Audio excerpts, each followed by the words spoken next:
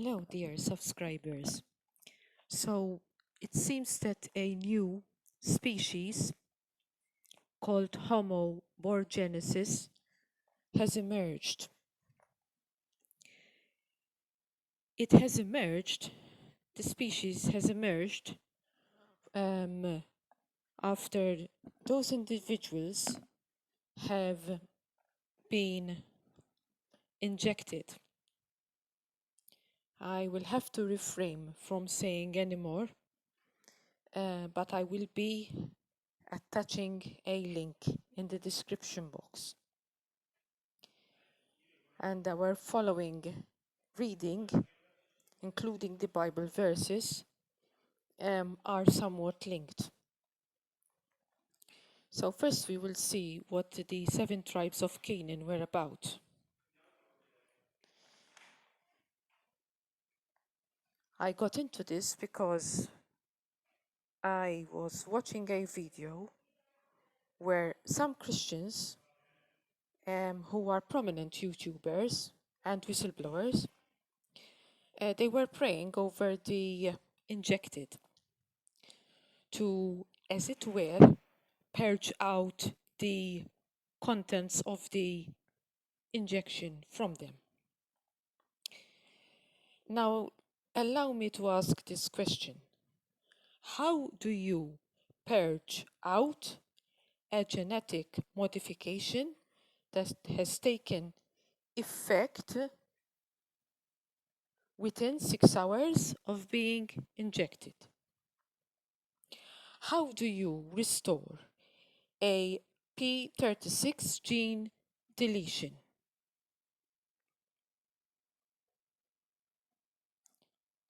Now, I'm going to give you biblical instances where the Israelites were instructed to eradicate the Nephilim. First, we go through the 7 tribes of Canaan, and we're going to see what their attributes were, and they had common attributes.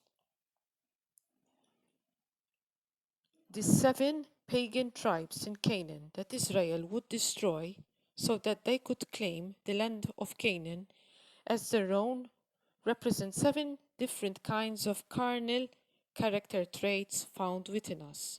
We too have land to possess, our soul, and it's the blood of Messiah, Yahushua, and the Spirit of the Lord that fight for us, that we might overcome our carnality.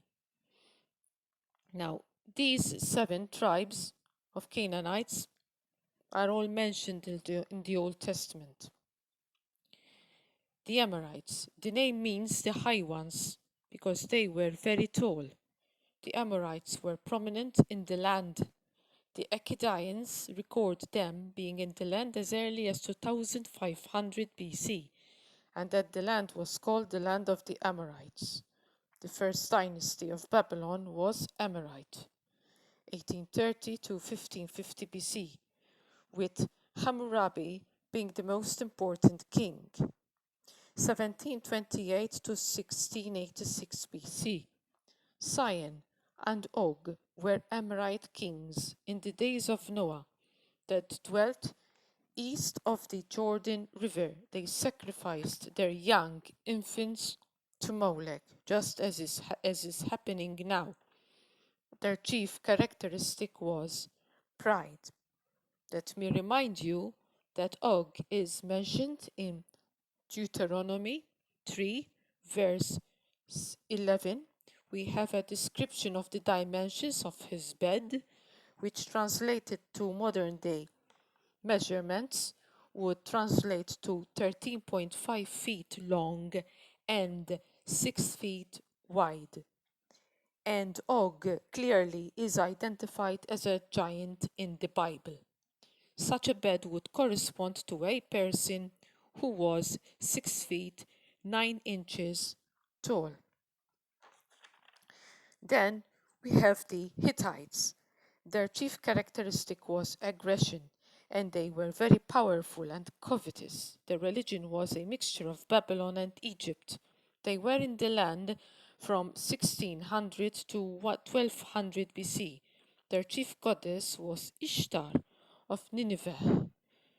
We come across this in Acts 19, verse 34. Diana of the Ephesians. Their gods usually rode on the backs of animals and were enthroned between them, which reminds me of the harlot riding the beast statue, which is opposite the Brussels Parliament in Belgium.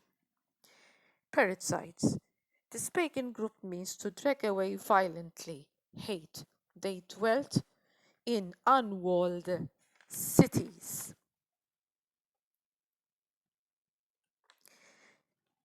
Canaanites. This group valued the arts and sciences.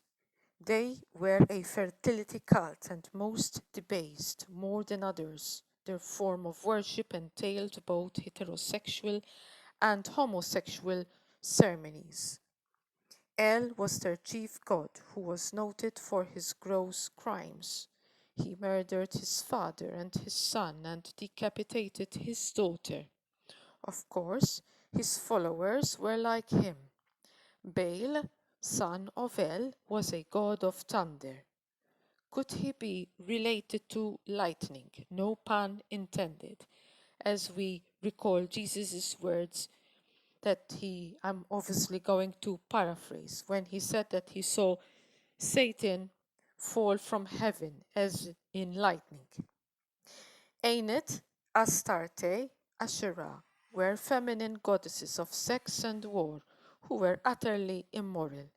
The Ras Shamra clay tablets describe their pantheon of gods and goddesses. Mot was the god of death, Reshep of pestilence, Shulman of health, and Koshar of the arts and crafts. The Girgashites. Their name means to draw away, to entice. They too were utterly immoral and corrupt, decadent, vile, and base. Hivites.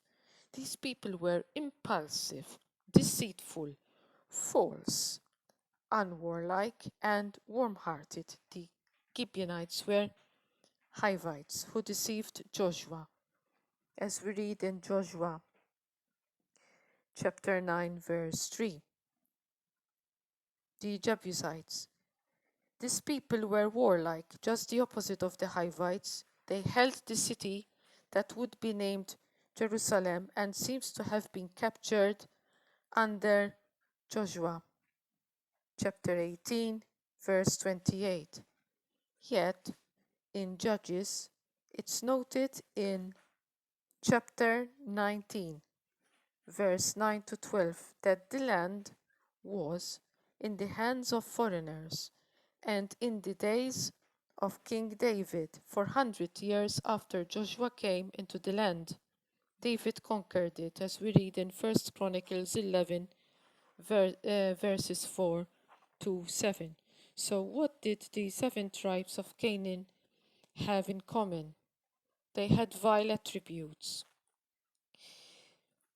It is my contention that they were genetically modified by interbreeding with the Nephilim, themselves and their animals. So they were now in the image of the beast, and they were no longer in the image of God, and their attributes were all vile. They were attributes of the beast. That was the reason that they were behaving in that manner.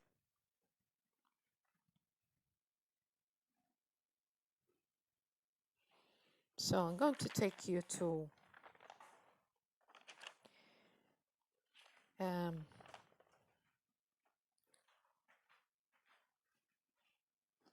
the relevant verses here.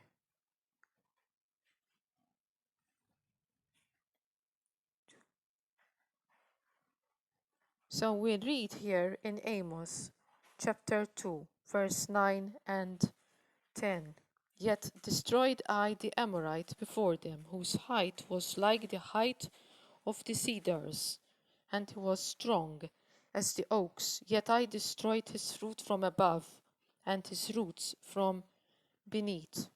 And I brought you up from the land of Egypt, and led you 40 years through the wilderness, to possess the land of the Amorites. So this is a clear reference that the Amorites were giants. There's no question about it. The book of Numbers. We read in chapter 13, verse 32, which most of you are familiar with. And they brought up an evil report of the land which they had searched unto the children of Israel, saying, The land through which we have gone to search it is a land that eateth up the inhabitants thereof, and all the people that we saw in it are men of great stature. So the inhabitants were cannibals, and they were of great stature.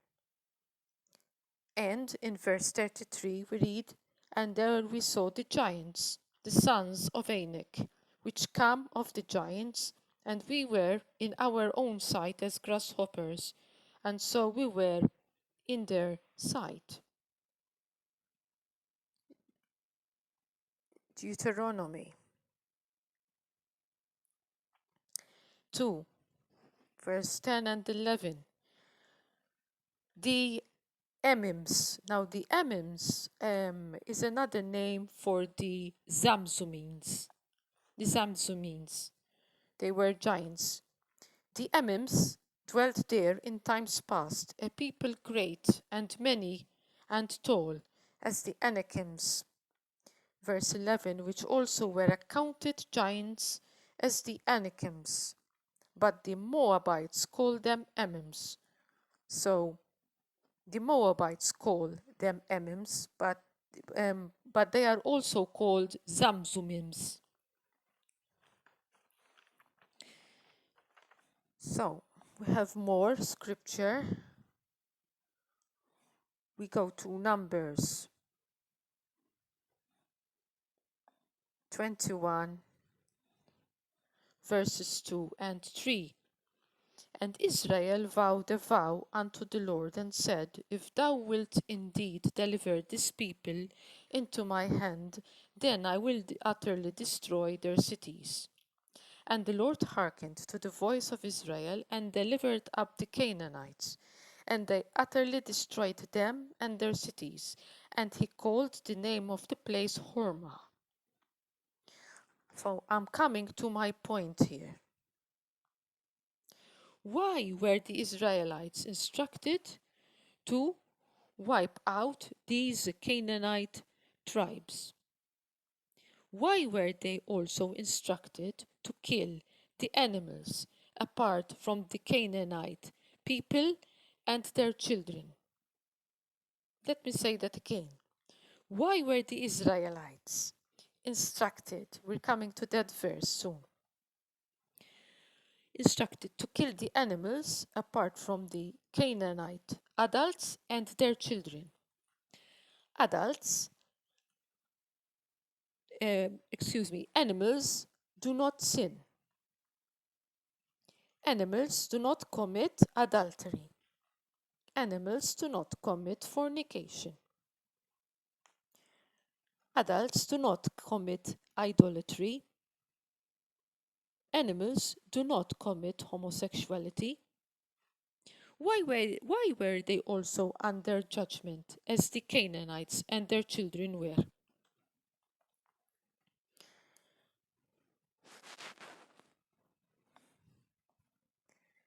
Chapter 20, and we go to verse 17. Listen to this. Verse 17, But thou shalt utterly destroy them, namely the Hivites and the Amorites, the Canaanites and the Perizzites, the Hivites and the Jebusites, as the Lord thy God hath commanded thee.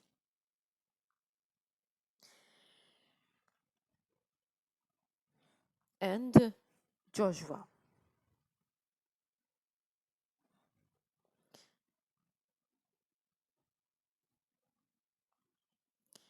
And they utterly destroyed all that was in the city, both men and women, young and old, and ox, and sheep, and ass, with the edge of the sword. Why were the animals under judgment apart from the Canaanite tribes? And in this particular instance, the young and the old, all of them, with their animals. Notice what type of animals are we looking at? The ox, the sheep, and the ass. We know that animals do not sin. And we notice that these animals are domesticated animals. These animals live in close proximity with humans. If there was any genetic modification going on in the Canaanite tribes, the animals, the domestic animals, not the wild animals, would have probably been subjected to genetic modification too, which would be a reason why these animals came under judgment, just like the people that they were surrounded with. We're not reading of bears and cheetahs and lions being killed with the edge of the sword. No, domestic animals living in close proximity with humans. Now, you will agree with me that we are living in the days of Noah. I'll show you what's going on in these days of Noah.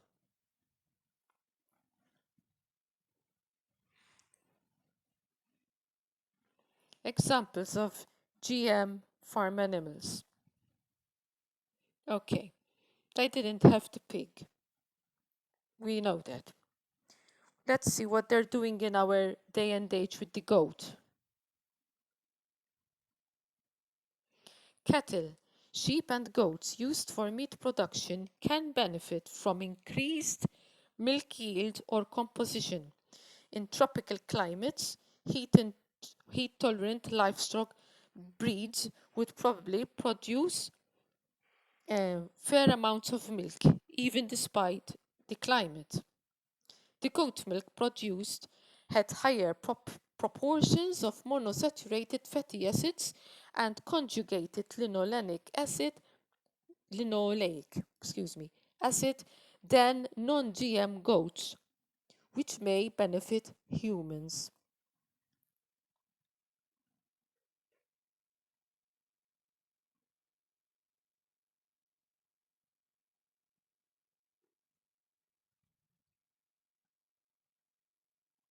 Silk spinning goats, goat silk.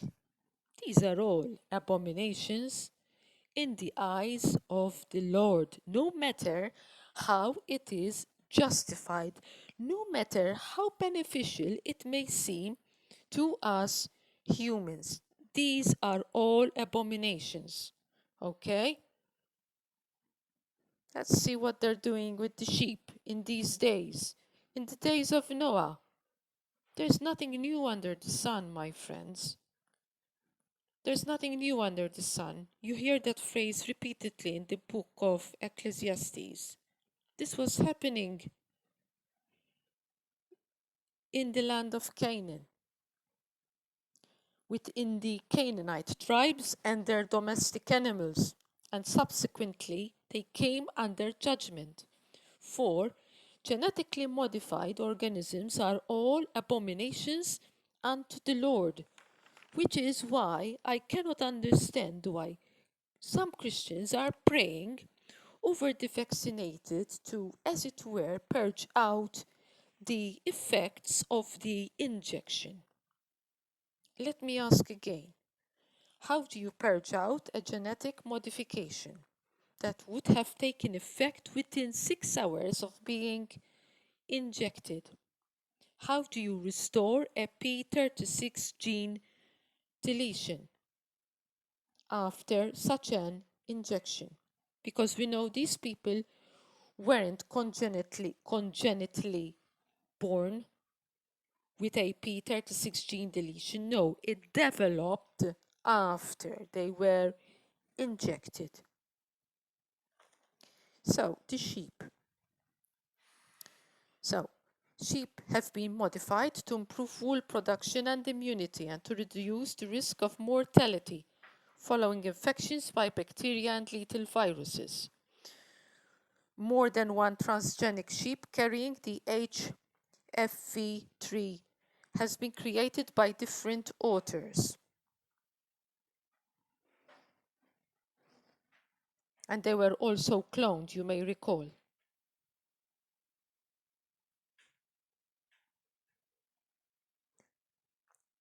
Robust genome editing tools.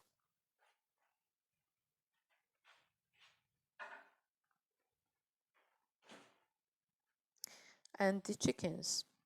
And why are we hearing of a lot of culling of the chicken population? Could it be that they are that their immune system now is more weak after they have been genetically modified?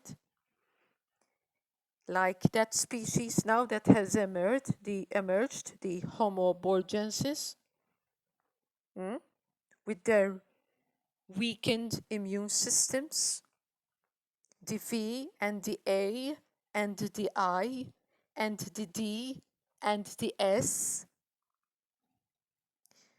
So the Roslin Institute is working on GM chickens that contains an extra gene that interrupts the transmission of avian flu. GM chickens have been produced that carry a DNA copy of the avian leukosis virus genome as a stable chromosomal element.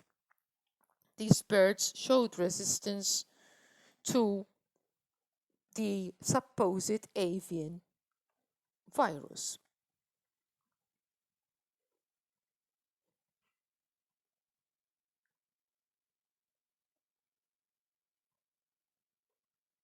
Eggs, producing proteins in their eggs that could cure diseases such as cancer.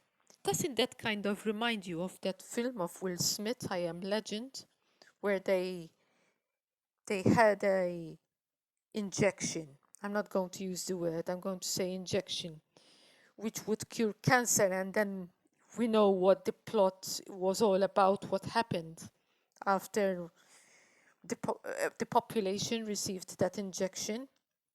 And they're saying the same here. Proteins in their eggs that could cure diseases such as cancer.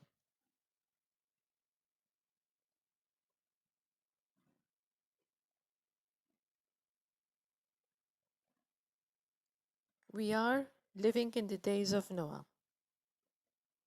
Genetically modified farm animals and fish. Genetically modified cows. CRISPR. How CRISPR could improve cattle. Let's have a look into it.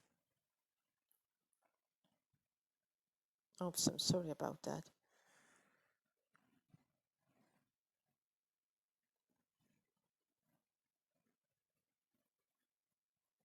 Anyways, never mind, but you could look it up. There was an article, a Russian article about how this was done.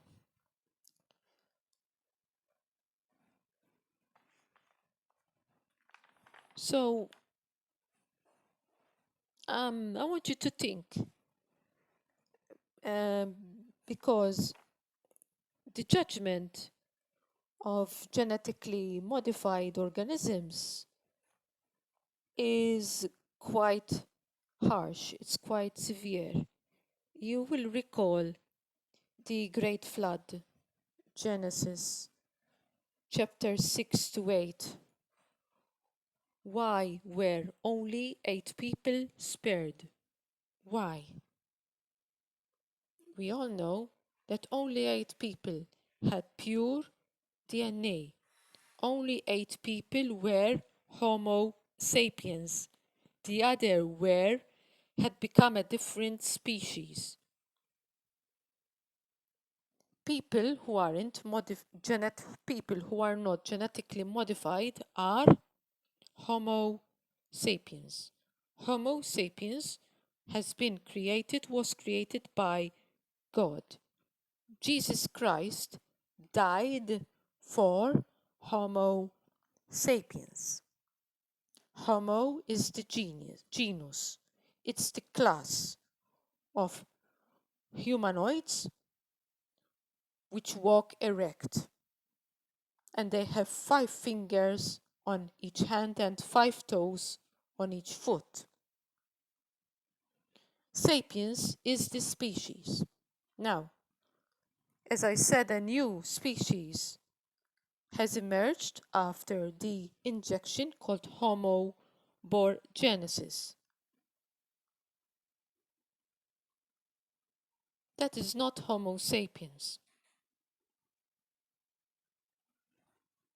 So I will leave it at that today. I want you perhaps the link which I'm attaching, you can perhaps start at the 9th minute.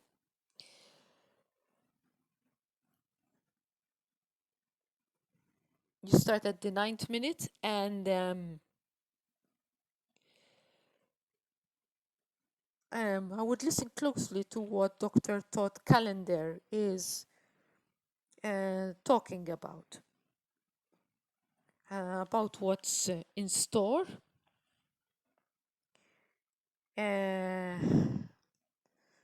I will give some keywords here: zombie apocalypse,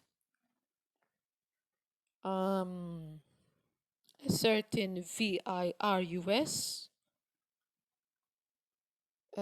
whose name is Marberg, and which is in a chimeric form with 2 bacteria. One is E. coli and the other is Staphylococcus aureus. You know, you've heard of chimeras. We're in the days of Noah, so that's pretty common nowadays. And then there is this Wi-Fi frequency, which will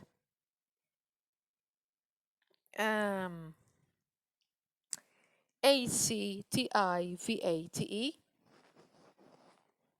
this LNP, you know, particles, cause them to swell up and release their chimeric contents to create a pandemic.